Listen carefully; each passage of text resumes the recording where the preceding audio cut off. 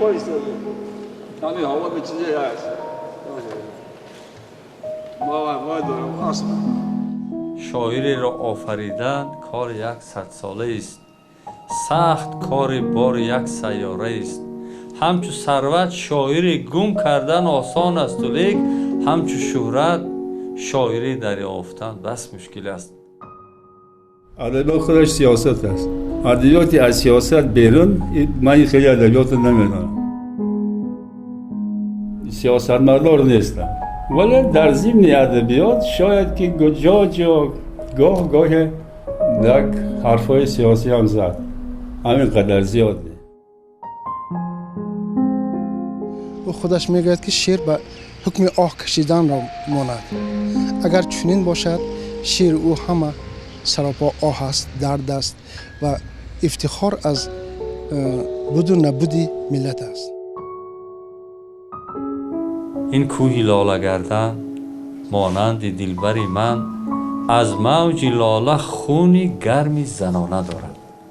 این دره چکند پوش سرخیده تا بناگوش شرمی زنانه دارد.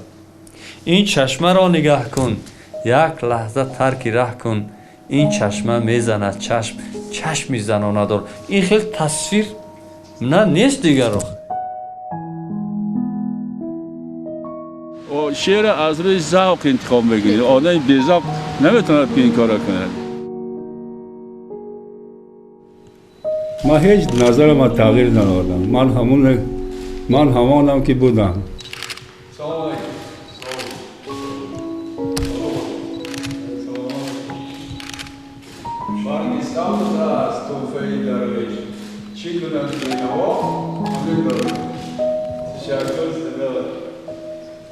با رئیس جمهور با خوردن من در اختیار من نیست.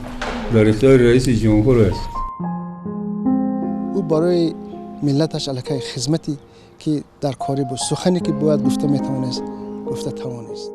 من سوسیالیست بودم و سوسیالیست خواهم ماند و من 100% جانبدار مفکوره کمونیستی هستم و ایدئالی من همین است. خدا نگهبانش باشد. 80 ساله می شود 20 نوامبر استادی ارجمند. یک شبیه بود گفته پیش از اون قدر خوب نبود. پیش اون گفتم که همون کمتر بهتر است. من خطی استادم آوازش شنیدم گفت هنگی سخنگویی ندارم.